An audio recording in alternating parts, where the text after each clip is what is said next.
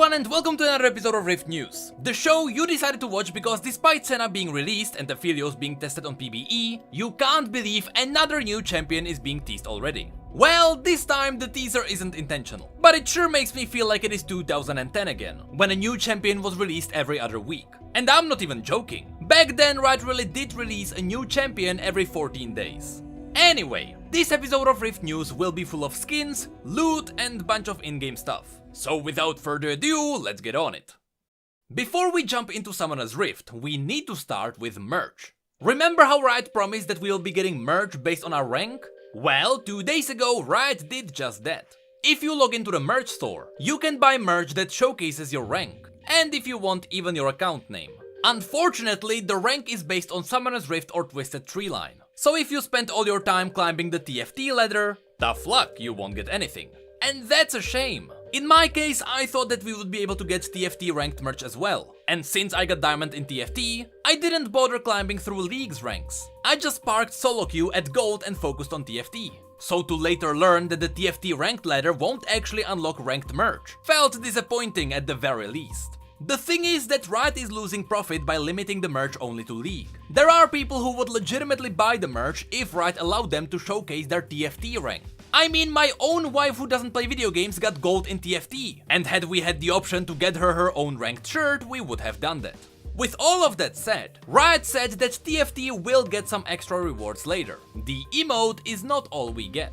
Now, most assume that they meant some extra in-game rewards, but maybe they plan on releasing TFT versions of this merch as well. Before we move away from the merch store, let me quickly mention that you can now also get a statue of Dawnbringer Riven and Nightbringer Yasuo. There are also 2 figures for Kayle and Morgana, a team mini set for Odyssey, another set for True Damage, and for a limited time you can get a pin pack based on League's emotes. Now, as I mentioned at the beginning, Summoner's Rift will dominate this video, so let's quickly get through what's new in TFT. Earlier last week, Riot revealed new class for set 2 of TFT. This class is called Soulbound, and it is pretty simple. When you get 2 Soulbound units on the board, their souls bind together, and when one of them dies, they become untargetable and they continue fighting as long as the other Soulbound unit still lives. In other words, you need to kill both Soulbound units in order to get rid of them. They won't die one by one. Obviously, this class is themed around Lucian and Senna. Lucian is making a comeback, but this time with a new ability. Instead of his dash, this time Lucian got his ultimate. Whenever his mana fills up, he quickly attacks in a line at 4 times his attack speed. Just like it was in set 1 with Nobles, in set 2, Lucian's origin is light. But on the other side, Senna's origin is Shadow. Senna got her Piercing Darkness ability. She fires a beam at the furthest enemy, damaging enemies and buffing damage of her allies. But besides Lucian and Senna, Riot decided to drop in an extra Soulbound unit. Amumu, who's Inferno Warden Soulbound. Amumu got his ultimate ability from League, which damages and stuns all enemies in a massive radius around him. And considering that he's also Inferno unit, stunning enemies and spawning fire beneath their feet won't be annoying at all. The good thing about Soulbound units is that they won't be easy to put together. Senna is 2 cost, Lucian is 4 cost, and Amumu is legendary. On top of that, because Senna is a shadow unit, you probably won't play her in the early game. So in order to make Soulbound units work, you either need some luck or you need dedication. You are most likely going to play them as Splash Origin from Light. If you go full Light team, you will already have Lucian, so you can add in Senna as a nice bonus. Together with Master Yi as the last unit, you can have full comp of light units, with a splash into Mystic, Blade Master, Shadow and Soulbound. Be careful because that might become the new meta in TFT. But enough about TFT, let's get into the promised Summoner's Rift. As a reminder, the Blue Essence Emporium is still up. However, Riot still didn't fix the store interface, so it is still very hard to see what's on sale. The only thing you can do is to scroll through everything and find what you like. But now, let's finally have a look at the new stuff. As you probably noticed by the flood of videos about Aphelios, Aphelios is being tested on PBE. Which means that everyone is not trying to master him so that they have the edge when he is released on live servers. Everyone is merely trying to understand what his abilities do. Do you remember all the memes about Riot only releasing champions so complicated you need PhD to play them? Well, we have those kinds of champions. And then there is Aphelios. Because when it comes to Aphelios in-game, he is probably the greatest snowflake Riot ever released. He is unique in just about every way imaginable.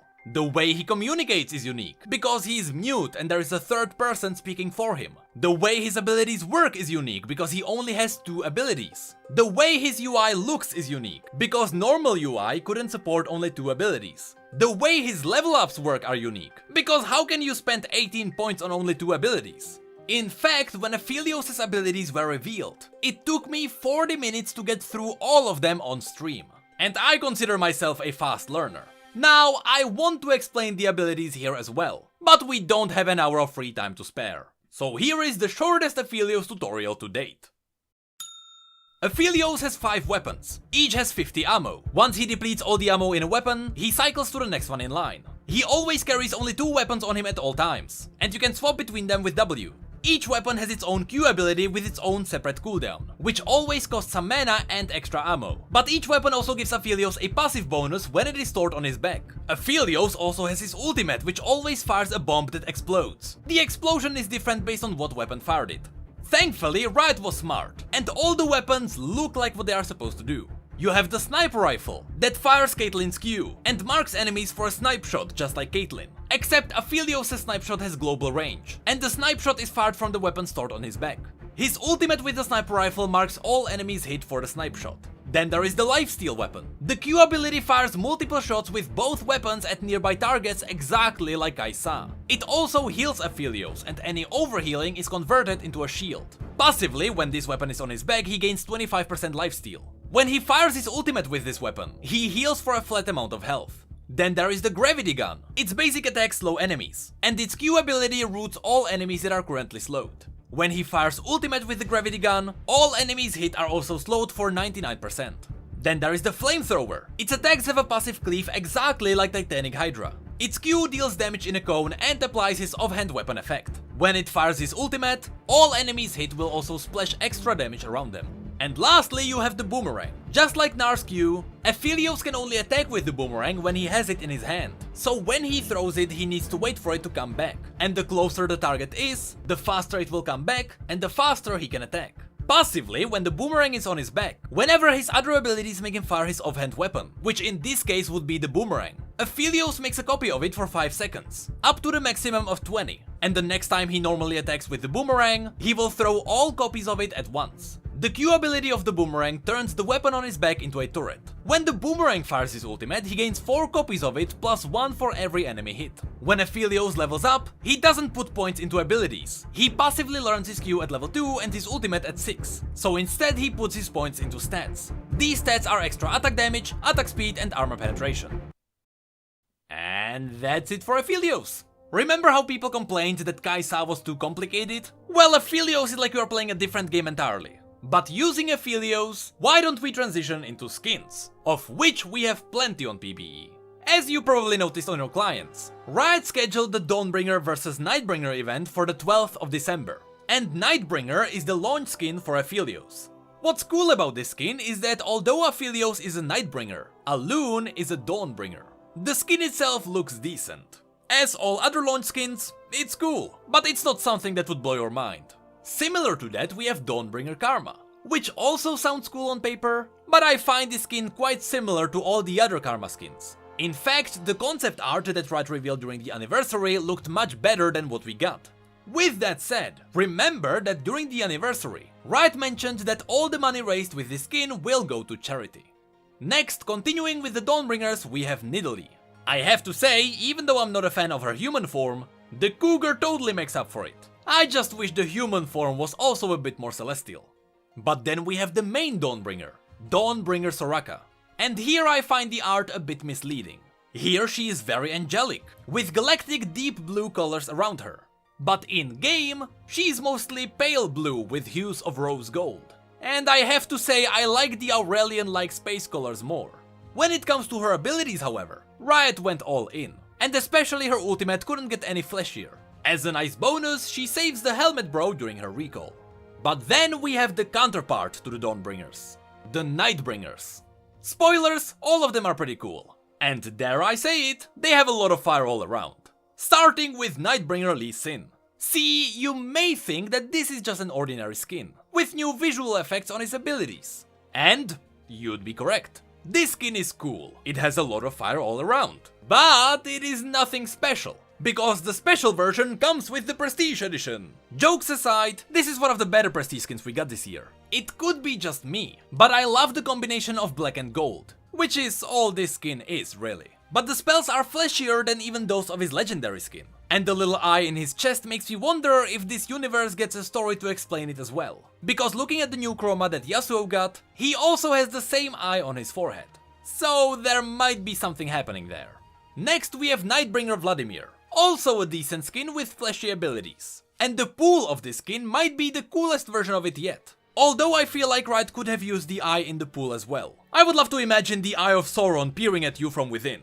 And lastly, the main Nightbringer here is Nightbringer Soraka. Because, just like it was with Blitzcrank, Soraka has two legendary skins, which get cheaper if you decide to buy both. But separately they still cost 1820 RP.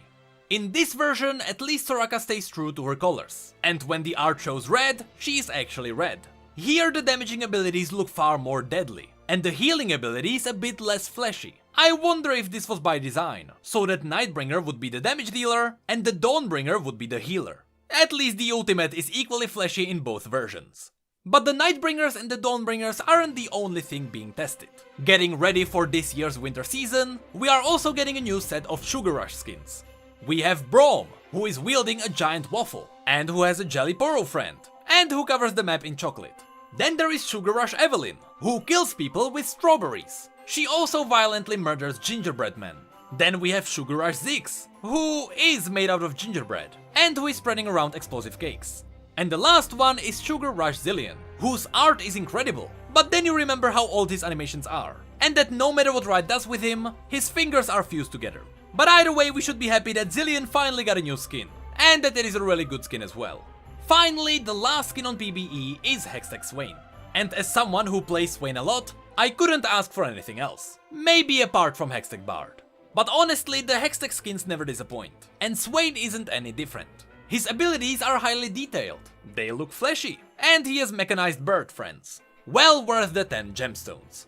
Besides all of these skins, we have a bunch of chromas for all of them, including 2 for Riven and Yasuo. We have icons for all of the skins too. 2 special wards, one for the Night and Dawn event, and the other is a Prestige ward which will likely be up in the Prestige store at the end of the year. And we have 5 new emotes, out of which the Prestige Ari will also likely be in the store. Speaking of which, the store also revealed new loot assets, which means that we are getting more, orbs, a new jackpot and some tokens for the event. But there is one special loot asset that refers to an unknown character as Set. Now, considering that the art is exactly the same as the teaser from the roadmap, it is pretty much confirmed that Set is going to be the next champion. Especially since the description of the art says, gained by impressing Set. And Set should be an underground pit fighter in Ionia. At this point it is confirmed that we are getting animalistic Juggernaut that is easy to play, which is a welcome change considering the last new champion. But looking at the style of the picture, it looks more like something from Lunar Revel, which means that this could be an asset that will be used in early 2020, which is when Lunar Revel normally comes. So we should expect the reveal of Set coming in January or February. And now to finish off this video, also worth mentioning are the new visual updates for Lux, where all her spells became more rainbowy, and the mini rework for Diana, where Riot is experimenting with changing her entire kit while keeping her visuals the same. And don't forget that the Poro King game mode is returning this Christmas. We may not be getting Odyssey or Star Guardian, but hey, ever since the Poro King was mentioned in Legends of Runeterra, we can consider this a canon lore event.